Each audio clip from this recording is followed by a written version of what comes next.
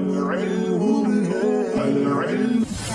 القرآن يوحدنا لطريق الخير يوجهنا الله تعالى أنزله ورسول الله بسم اللہ الرحمن الرحیم۔ بابی سوم در صرف محموز و معطل و مضاعف۔ تیسرا باب محموز، معطل اور مضاعف کے گردان کے بیان میں، مشتمل بر سے فصل، اور یہ 3 فصل پر مشتمل ہے۔ چون از سرد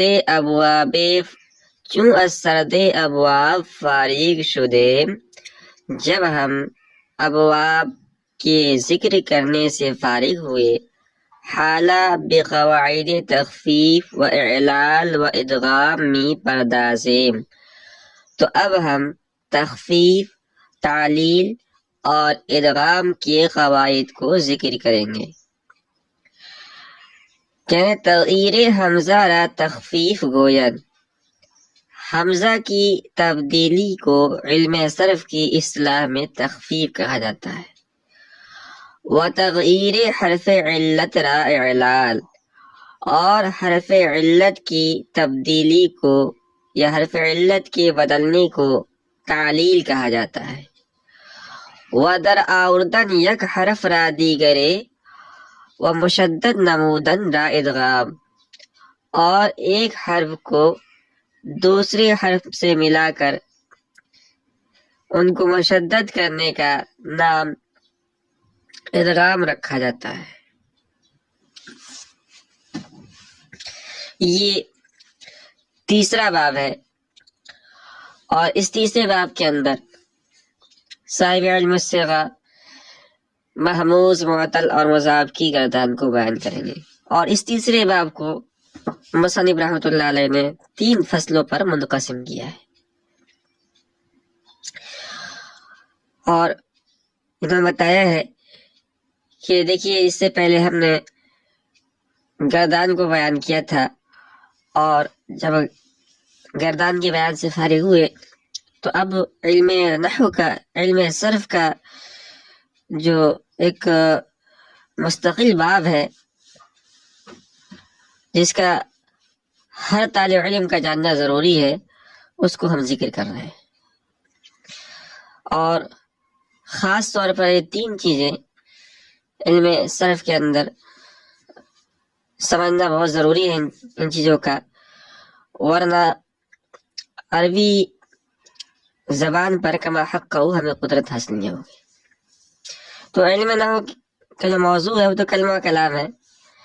کلمہ کلام سے بحث کی جاتی ہے کہ اس کے آخر میں زبر آئے گا، زیر آئے گا، وہ تو آسان ہے، لیکن جو قواعد علم صرف کے ہیں ان میں جو ریڑھ کی ہڈی ہے یہ 3 چیزیں ہیں۔ اچھا، اس کی وجہ یہ ہے کہ یہ بات جان لیجیے آپ کہ جو قواعد بنتے ہیں نا، پہلے کوئی بھی زبان وجود میں آتی ہے، اور اس کے بعد زبان کے وجود آنے کے 100 سال 200 سال کے بعد قواعد مرتب کیے جاتے ہیں۔ تو ایسا کوئی ضروری نہیں ہے کہ یہ قاعدہ جاری کیا گیا، ایک قاعدہ بنایا گیا، وہ قاعدہ کلیہ ہو جو اس کے تمام جزیات منطبق ہو جائے، ایسا نہیں ہوتا ہے۔ تو کچھ قواعد ایسے ہوتے ہیں کہ ان کو اگر آپ غور کریں گے تو زبردستی جاری کرنا پڑتا ہے۔ تو بہرکیف اس کے اندر صاحب علم الصیغہ یہ تخفیف، تعلیل اور ادغام کے قواعد کو بیان کریں گے، اور یہ بہت اہمیت کا حامل قواعد ہے۔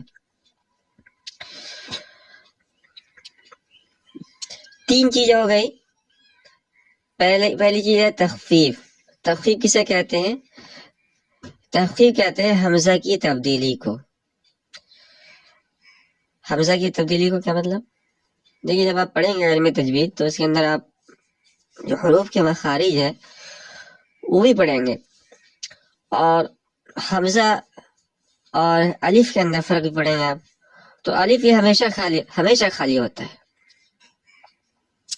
اور جو الف خالی نہ حمزہ ہوتا ہے۔ حمزہ کا جو مخرج ہے جہاں سے حمزہ ادا ہوتا ہے وہ اقصائے حلق ہے، حلق کا جو آخری کنارہ ہے.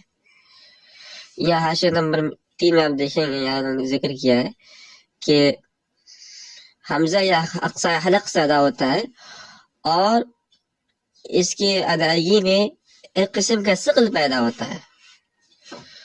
لہذا اکثر اہل حجاز اور خاص طور پر اہل قریش یعنی جہاں حمزہ ہو وہاں تخفیف کے محتاج تھے، اس لیے کہ حمزہ ادا نہیں کر سکتے تھے.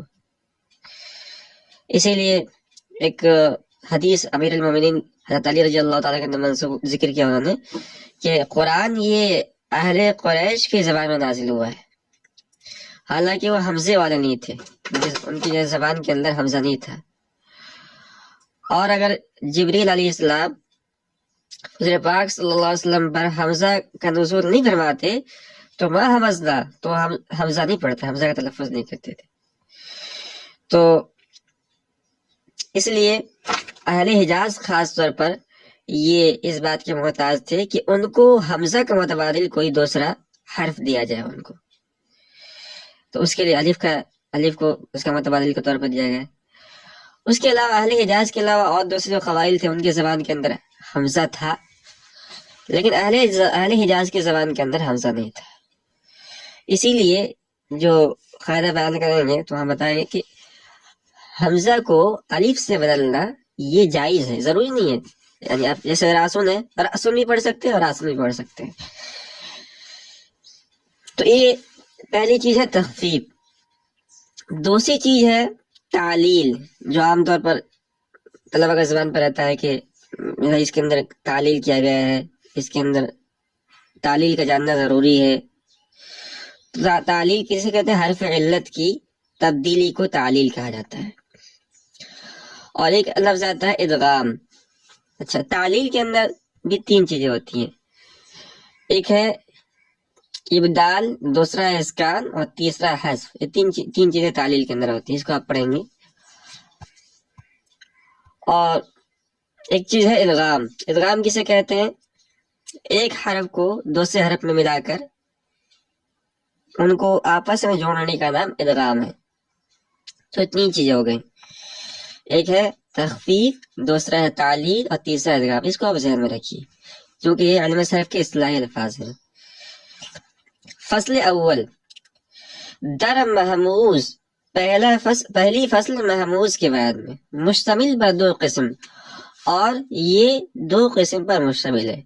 تو یہ تیسرا باب ہے اور تیسرے باب کے تحت 3 فصلیں ہیں، اور فصل اول محموز کے بعد میں، اور محموز کے تحت جو یعنی فصل اول جو محموز کے بعد میں وہ 2 قسم پر مشتمل ہے. قسم اول در قواعد تخفیف، پہلی قسم در قواعد تخفیف حمزہ، حمزہ کی تخفیف کے قواعد میں. قاعدہ: حمزہ منفردہ ساکنہ وفقی حرکتی ما قبل خود شود جوازن. کہہ رہے کہ حمزہ منفردہ ساکنہ یعنی وہ حمزہ جو تنہ ہو اور ساکن ہو، وفقی حرکتی ما قبل خود شود، وہ اپنی ما قبل کی حرکت کے موافق ہو جاتا ہے. جوازن یعنی جائز ہے، یعنی حمزہ منفردہ ساکنہ کو اس کی ماقبل کی حرکت کے موافق بدلنا جائز ہے، واجب نہیں ہے، ضروری نہیں ہے. اپنے ماقبل کی حرکت کے موافق کیا مطلب ہے اس کا؟ یعنی بعد فتح الف، یعنی فتح کے بعد الف سے بدلنا جاتا ہے اس لیے کہ فتح کے مناسب الف ہے. وبعد ضمہ واو، اور ضمہ کے بعد واو. وبعد کسرہ یا، اور کسرہ کے بعد کسرہ یا، اور یا کے بعد کسرہ سے بدل دیا جاتا ہے. تو ضمہ ایک حرکت ہے اور اسی طرح فتح بھی ایک حرکت ہے اور کسرہ بھی ایک حرکت ہے. فتح کے مناسب جو حرف ہے وہ ہے الف، ضمہ کے مناسب جو حرف ہے وہ واو، اور کسرہ کے مناسب جو حرف ہے وہ ہے یا. اس کو آپ ذہن میں رکھیے. مثال جو 3 مثالیں دی ہیں، رأسن، راسن، زیبن، بوسن. تو راسن اصل میں رأسن تھا، حمزہ منفردہ ساکنہ تھا. تو حمزہ منفردہ ساکنہ تھا اور اس کے ماقبل والی جو حرکت ہے وہ ہے فتحہ، لہذا ہم نے اس حمزہ منفردہ ساکنہ کو اس کے ماقبل والی حرکت کے مناسب حرف الف سے بدل لیا. اسی طرح زیبن اصل میں تھا زیبن، تو یہاں بھی حمزہ منفردہ ساکنہ تھا اور اس کے ماقبل کسرہ ہے، لہذا ہم نے اس حمزہ منفردہ ساکنہ کو اس کے ماقبل والی حرکت یعنی کسرہ کے مناسب والے حرف یعنی یا سے بدل لیا. اسی طرح وہ اسن ہے، حمزہ منفردہ ساکنہ، وہ اسن اصل میں حمزہ منفردہ ساکنہ تھا، اس کے ماقبل ضمہ تھا، لہذا ہم نے اس حمزہ منفردہ ساکنہ کو اس کی ماقبل والی حرکت یعنی ضمہ کے مناسب والے حرف یعنی واو سے بدل لیا. اور یہ بدلنا جائز ہے، چانچہ راسن بھی پڑھ سکتے ہیں، راسن بھی پڑھ سکتے ہیں، زیبن بھی پڑھ سکتے ہیں، زیبن بھی پڑھ سکتے ہیں، اور وہ اسن بھی پڑھ سکتے ہیں اور وہ اسن بھی پڑھ سکتے ہیں. یہ پہلا قاعدہ. قاعدہ حمزہ ساکنہ بعد حمزہ متحرکہ وجوباً وفقی حرکتی ماقبل شود. حمزہ ساکنہ حمزہ متحرکہ کے بعد یہ اپنی ماقبل کے حرکت کے موافق ہو جائے گا وجوباً. چو آمنا و اومنا و ایمانا، جیسے کہ آمنا اور اومنا اور ایمانا. تو قاعدے کا یہ حاصل یہ ہوا کہ اگر کوئی حمزہ ہے اور حمزہ متحرکہ ہے اور اس کے بعد کوئی حمزہ ساکنہ واقع ہے تو اس حمزہ ساکنہ کو اس کے ماقبل والے حرکت کے موافق حرف سے بدلنا واجب ہے، یعنی ضروری ہے. پہلے والے قاعدے کا اندر جائز تھا، بدل بھی سکتے تھے، نہیں بدل سکتے، لیکن اس کے اندر ضروری ہے. اس کو ہم سمجھتے ہیں.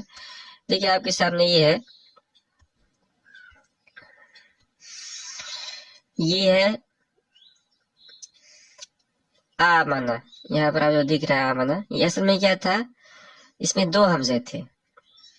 ایک حمزہ تو یہ تھا جو یہاں پر موجود ہے، اور دوسرا جو حمزہ ساکن تھا.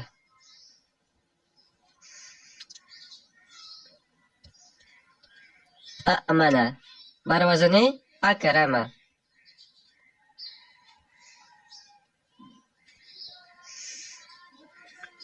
ٹھیک ہے، اب اس قاعدے کے اندر غور کیجئے. یہ ہے حمزہ متحرکہ اور اس کے بعد واقع حمزہ ساکنہ، لہذا اس حمزہ ساکنہ کو اس کی ماقبل والے حرکت یعنی فتحہ کے مناسب والے حرف یعنی حمزہ سے بدل لیا جائے گا.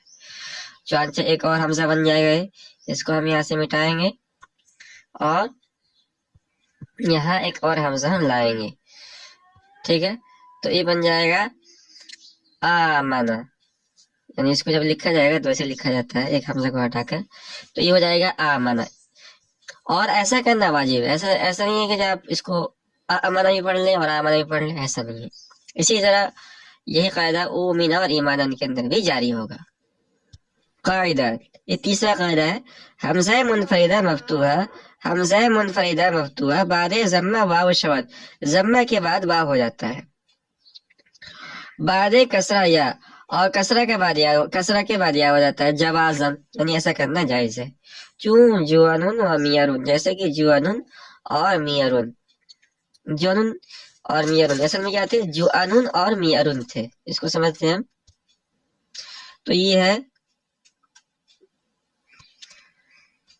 جوانن.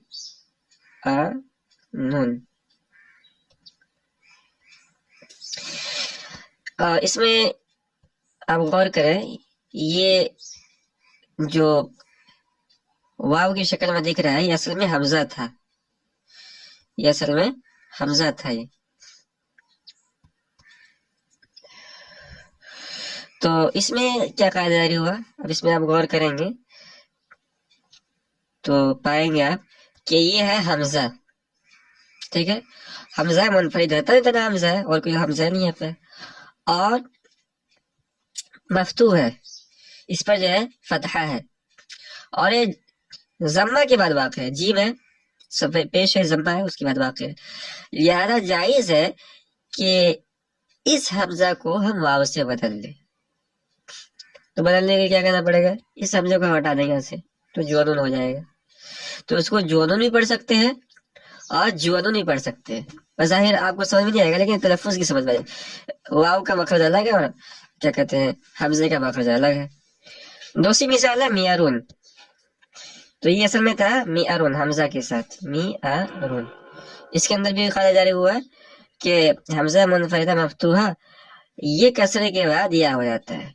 تو یہ حمزہ منفردہ ہے مفتوح ہے لہذا اور کسرے کے بعد واقع ہے، اس لیے ہمیں اس لیے جائز ہے کہ اس حمزے کو ہم یا سے بدل دیں. تو اس کو میارون بھی پڑھ سکتے ہیں اور میارون بھی پڑھ سکتے ہیں.